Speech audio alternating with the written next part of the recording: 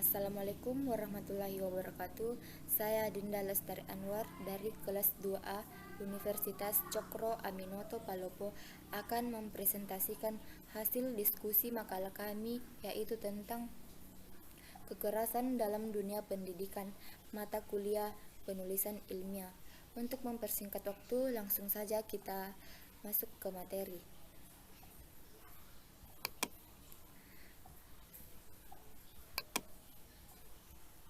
Makalah penulisan ilmiah tentang kekerasan dalam dunia pendidikan disusun oleh kelompok 10 kelas 2A. Yang pertama, Dinda Lestari Anwar, NIM 19044111327. Yang kedua, Nikadek Rahayu, NIM 19044111303. Yang ketiga, Rima, NIM 19044111559. Materi yang pertama yaitu pengertian kekerasan. Kekerasan adalah kata yang biasa diterjemahkan dari violence yang dalam bahasa Latin disebut violentia. Violence erat berkaitan dengan gabungan kata lain, vis atau daya, kekuatan, dan latus yang berasal dari ver atau membawa, yang kemudian berarti membawa kekuatan. R. Audi merumuskan violence sebagai serangan atau penyalahgunaan fisik terhadap seseorang atau binatang, atau serangan, penghancuran, perusakan yang sangat keras, kasar, kejam, dan ganas atas milik atau sesuatu yang secara potensial dapat menjadi milik seseorang. Nah, sedangkan menurut saya, pengertian kekerasan yaitu suatu tindakan individu kepada orang lain yang tidak menyenangkan dan dapat merusak hati dan fisik seseorang tersebut menjadi terluka. Begitu menurut saya pengertian kekerasan. Selanjutnya materi yang kedua yaitu faktor pemicu terjadinya kekerasan. Menurut O. Sulfian, Urban Economist 2000 membuat analisis menarik tentang faktor dan indikator yang membuat anak-anak sering terlibat dengan praktik kekerasan baik di sekolah maupun di luar sekolah. Dalam pandangannya, kekerasan yang dilakukan seorang siswa sesungguhnya merupakan dampak langsung dari kebijakan tentang ukuran ruang kelas, sumber pembiayaan sekolah, kurikulum, efek pergaulan sejawat, dan latar belakang orang tua. Pertanyaannya ialah, di mana di antara faktor dan indikator itu yang paling determinan dan dominan dalam kasus dan praktik kekerasan pada siswa kita?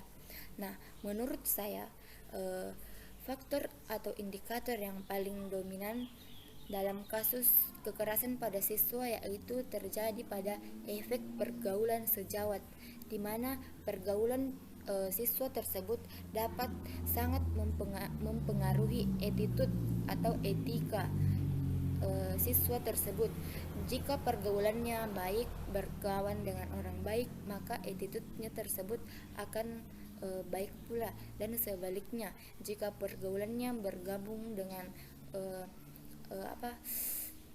kawan-kawan yang gelandangan, maka ia juga akan attitude-nya yang kurang baik.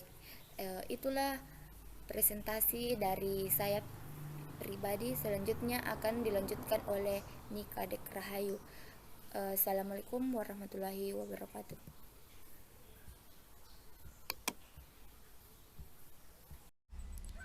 Assalamualaikum warahmatullahi wabarakatuh. Baik, perkenalkan, nama saya Nikadek Rahayu. Saya dari kelas 2A, kelompok 10. Di sini saya akan melanjutkan presentasi dari teman saya sebelumnya yang bernama Dinda Lestari Anwar. Baik, langsung saja. Yang bagian C yaitu jenis-jenis kekerasan.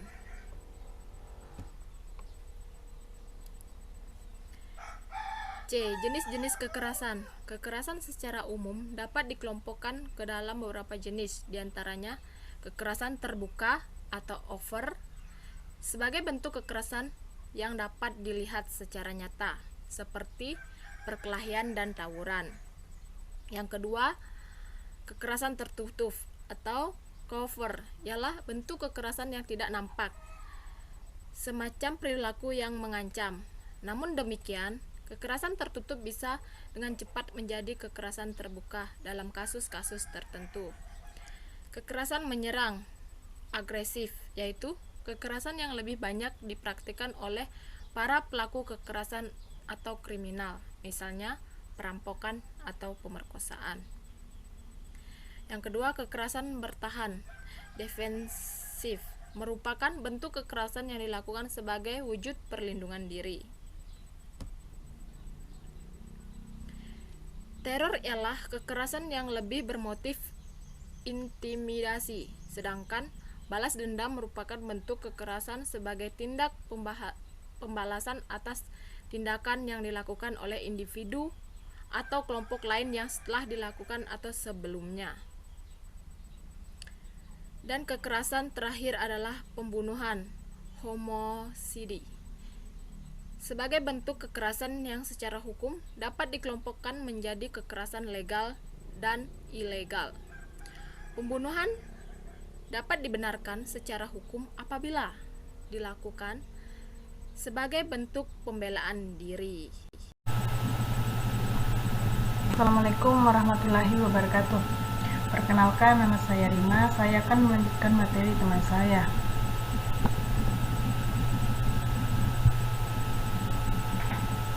Yang pertama itu bagian D, dampak kekerasan pada siswa.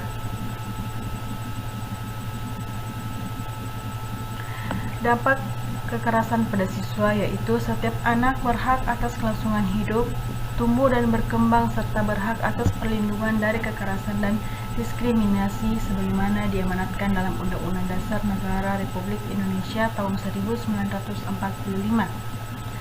Anak adalah buah hati yang ternilai harganya bagi sebuah keluarga. Maka dari itu, menjaganya untuk tumbuh baik dan berkembang sebagaimana yang diharapkan adalah merupakan kewajiban mutlak bagi kedua orang tua, yaitu ayah dan ibu. Bagaimana memilih pendidikan yang baik, pergaulan yang baik, lingkungan yang mendukung, sudah sepantasnya orang tua wajib mengenal anak.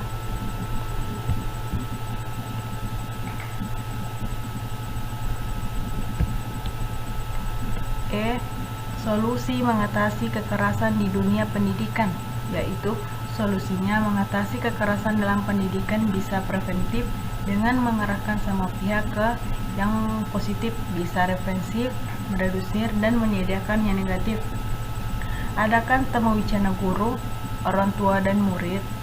Psikolog sekolah atau petugas BP bisa mengatasi masalah kekerasan di sekolah, atau mendorong komunitas sekolah dan dewan pendidikan memantau dan mengarahkan pemakaian kekerasan terhadap peserta didik dan mewujudkan program pelaksanaan disiplin yang efektif. Adakan program pengarahan orang tua murid demi pencegahan kekerasan dalam mengatasi perilaku bermasalah dari anak mereka. Sekian dan terima kasih. Assalamualaikum warahmatullahi wabarakatuh.